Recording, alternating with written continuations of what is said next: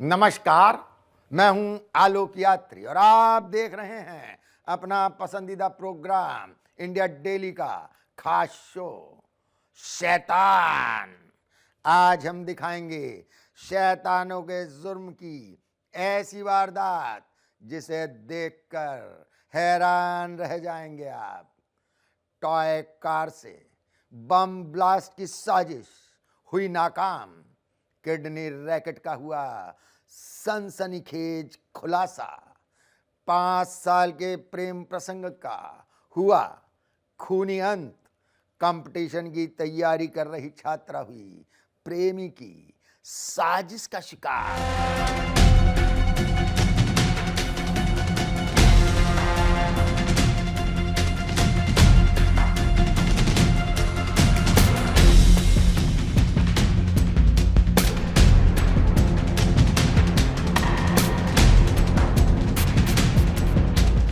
दिल्ली मुंबई से संदिग्ध आतंकवादियों की गिरफ्तारी से खतरनाक साजिश हो गई नाकाम। टॉय कार के बम ब्लास्ट से था सनसनी फैलाने का प्लान। जैश ए मोहम्मद के 2 आतंकी हुए गिरफ्तार। भीड़ भाड़ वाले इलाकों को निशाना बनाने का था प्लान। आइए देखते हैं खतरनाक साजिश से जुड़ी ये वारदात।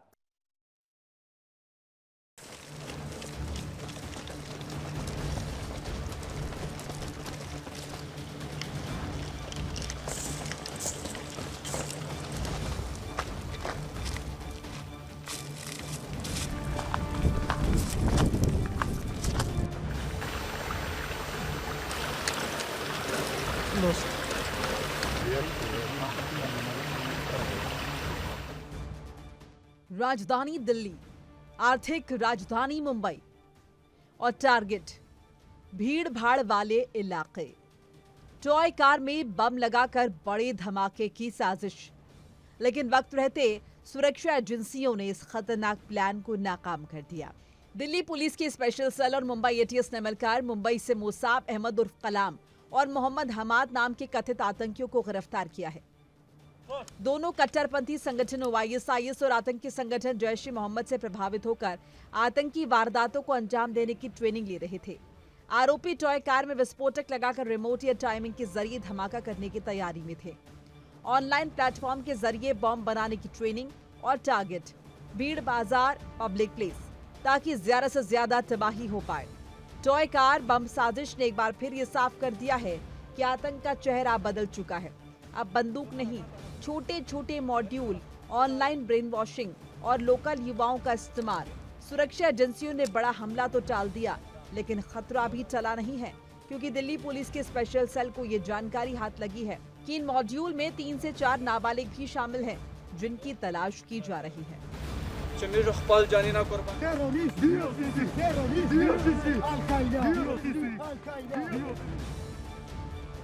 इस बीच एक और बड़ा खुलासा, आंध्र प्रदेश पुलिस ने एक ऐसे जिहादी मॉड्यूल का पर्दाफाश किया है जिसके तार बिहार, दिल्ली, कर्नाटक, महाराष्ट्र, पश्चिम बंगाल, तेलंगाना और राजस्थान तक फैले हैं।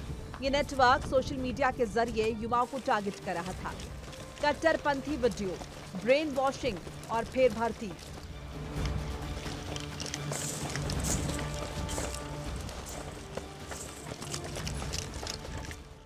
जांच में ये खुलासा हुआ है कि ये नेटवर्क पाकिस्तान, अफगानिस्तान, सीरिया और बांग्लादेश तक फैला हुआ है। सूत्रों के मुताबिक 40 से ज्यादा सोशल मीडिया अकाउंट्स के जरिए इन लोगों से संपर्क किया गया। इतना ही नहीं, विदेशी हैंडलर्स के जरिए आतंकी ओसामा बिन लादेन और कट्टरपंथी अनवर उल अवलाकी के वीडियो दिखाकर युवाओं का ब्रेन वॉश किया जा रहा है।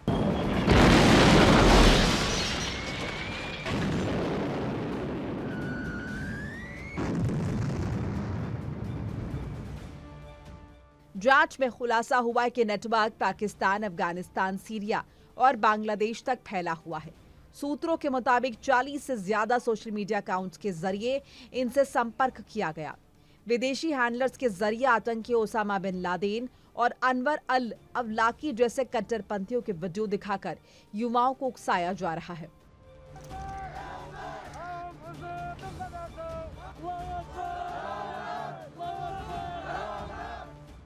इस नेटवर्क ने सिर्फ युवाओं को ही नहीं बल्कि महिलाओं के लिए अलग ख्वातीन विंग भी बनाया है, जिसका मकसद ज्यादा से ज्यादा लोगों को इस जाल में फंसाकर नेटवर्क को तेजी से बढ़ाना और फैलाना है।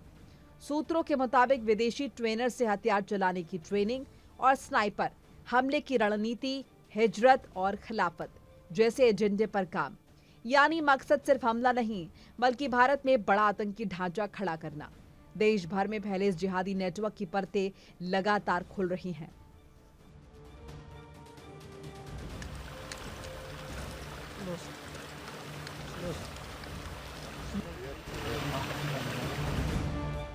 एजेंसियां अब इस टेरर मॉड्यूल के लिए हर लिंक को खंगाल रही हैं, लेकिन सवाल यह है कि क्या हम समय रहते इस डिजिटल कट्टरपंथ को रोक पाएंगे या फिर टॉय कार जैसे छोटे हथियार बड़े खतरे बनकर सामने आते रहेंगे।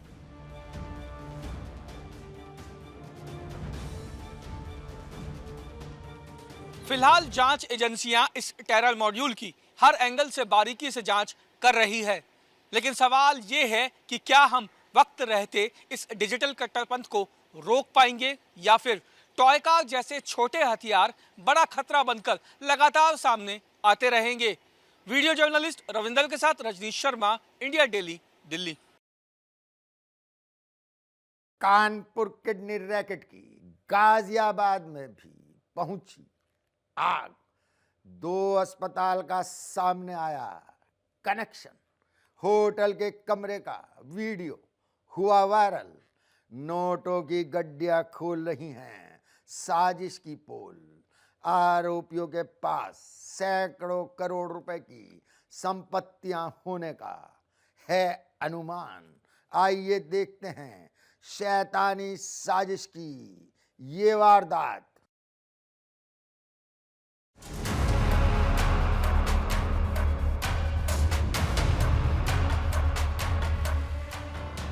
ये जो आप अपनी स्क्रीन पर देख रहे हैं, ये किसी फिल्म का सीन नहीं बल्कि हकीकत है।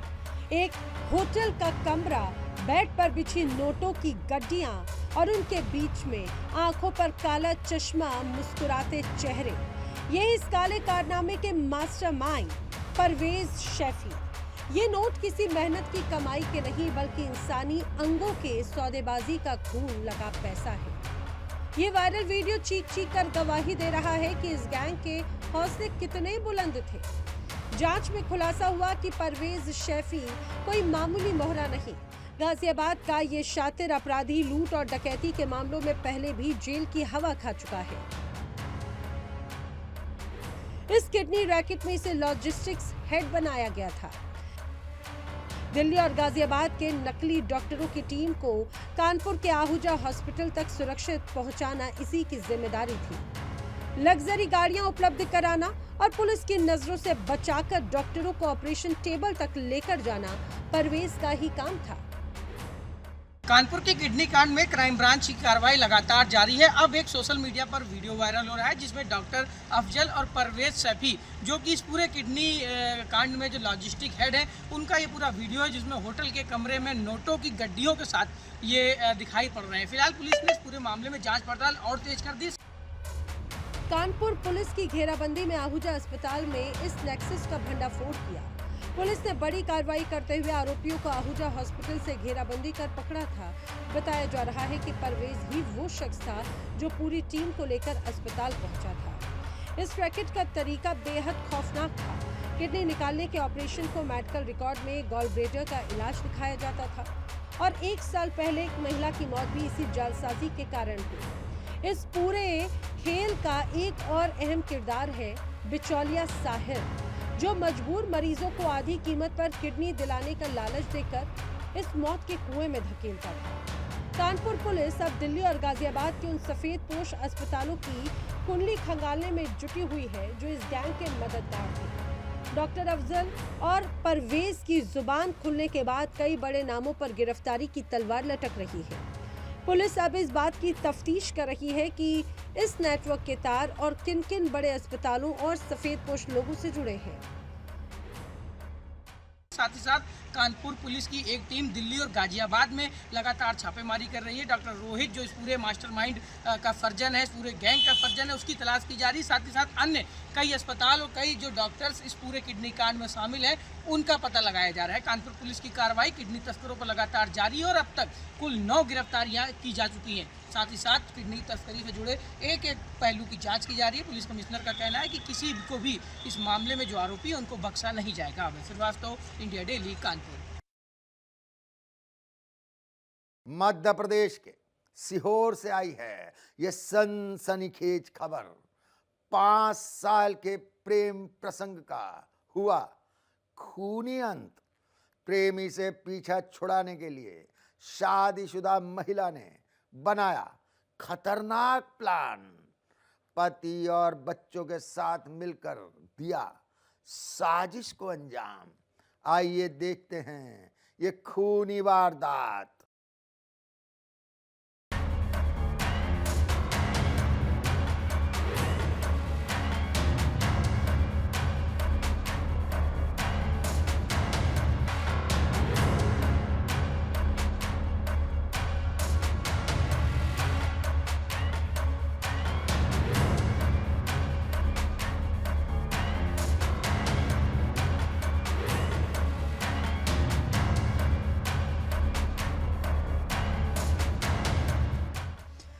मध्य प्रदेश के सीहोर जिले से एक बड़ी वारदात का खुलासा हुआ है।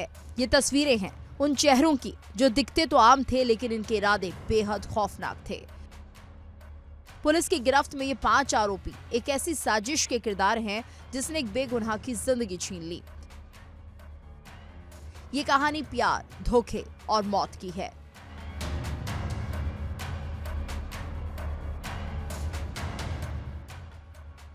इकतीस मार्च की वो सुबह मंडीदीप रेलवे स्टेशन के पास खड़ी एक कार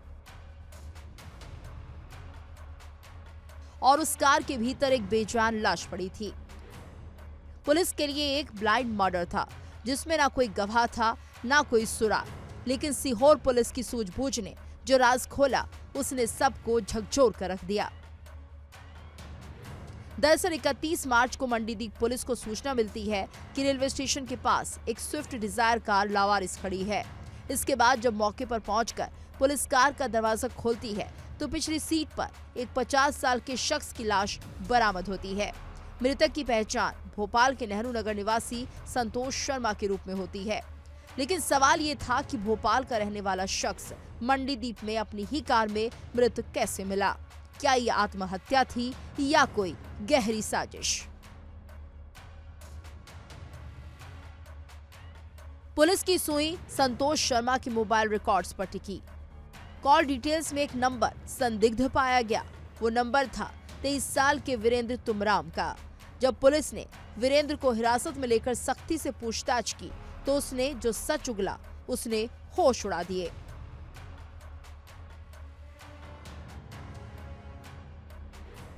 वीरेंद्र ने बताया कि हत्या मंडीदीप में नहीं बल्कि सीहोर जिले के ग्राम भादाकुई में हुई थी। पुलिस के मुताबिक संतोष शर्मा का पिछले 5 साल से रजनी उइके से संबंध था, लेकिन रजनी अब इस रिश्ते से पीछा छुड़ाना चाहती थी। इसी के बाद बनी एक खौफनाक साजिश। रजनी ने अपने पति भगवान सिंह, बेटी पूजा, रिश्तेदार रामविलास और वीरेंद्र तुमराम के साथ मिलकर हत्या की योजना बनाई। 30 मार्च की रात एक खौफनाक साजिश के तहत रजनी ने संतोष को फोन कर अपने घर भादाकुई बुलाया। संतोष इस बात से बेखबर था कि मौत उसका इंतजार कर रही है। जैसे ही वो घर पहुंचा, रजनी ने उसकी आंखों में लाल मिर्च झोंक दी। संतोष कुछ समझ पाता उससे पहले ही रजनी का पति, बेटी पूजा, रिश्तेदार रामविलास और वीरेंद्र ने उसे दबोच लिया। आंखों में जलन और जिस्म पर 5 लोगों का शिकंजा। संतोष छटपटाता रहा, लेकिन बेरहम हाथों ने दुपट्टे और गमछे से उसका गला घोंट दिया। पहचान छिपाने के लिए उन्होंने लाश को मृतक की ही कार में रखा और रात के अंधेरे में मंडीदीप ले जाकर छोड़ दिया। एक गलत रिश्ता और उसे खत्म करने का उससे भी गलत रास्ता चुना गया।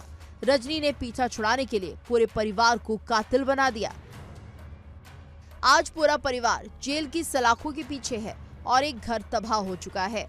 पुलिस ने आरोपियों की निशानदेही पर हत्या में इस्तेमाल किया गया दुपट्टा, गमछा और मृतक का मोबाइल भी बरामद कर लिया है और सभी आरोपियों को सलाखों के पीछे भेज दिया है।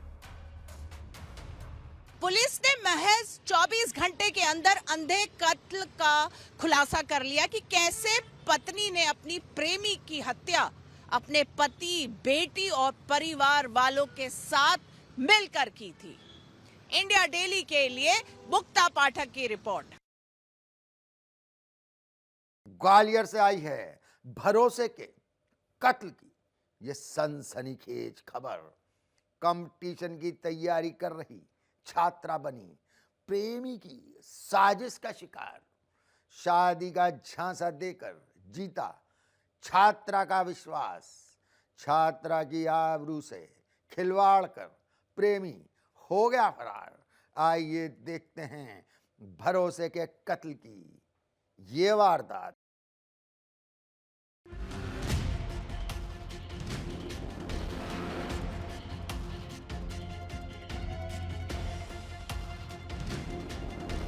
ग्वालियर से एक ऐसी खबर जिसने रिश्तों पर भरोसे को झकझोर दिया है। प्यार, वादे और शादी के सपने, लेकिन इन सब के पीछे छिपा था एक गंदा खेल। शिक्षा के मंदिर कहे जाने वाले शहर ग्वालियर में, इस शहर ने एक छात्रा के भरोसे को चकनाचूर कर दिया। जहां सपनों को पंख मिलने चाहिए थे, वहां एक बेटी के सपनों को कुचल दिया गया। शिवपुरी से ग्वालियर आई युवती अपने भविष्य को संवारने निकली थी, लेकिन इसे पता नहीं था कि जिसे वो अपना हमसफर समझ रही है वही उसकी जिंदगी का सबसे बड़ा शैतान निकलेगा। दरअसल शिवपुरी जिले की पिछोर तहसील की रहने वाली 24 साल की युवती ग्वालियर में अपने सपनों को पूरा करने आई थी। वो कॉम्पिटिटिव एग्जाम की तैयारी कर रही थी, जहां युवती ग्वालियर के नाका चंद्रबदनी इलाके में किराए के मकान में रह रही थी। इसी दौरान उसी इलाके में दतिया का रहने वाला एक युवक भी पढ़ाई के लिए आया हुआ था। पड़ोसी होने के नाते दोनों में जान पहचान हुई, जो जल्द ही दोस्ती में तब्दील हो गई। दोस्ती कब प्यार के दावों में बदल गई, युवती को पता ही नहीं चला।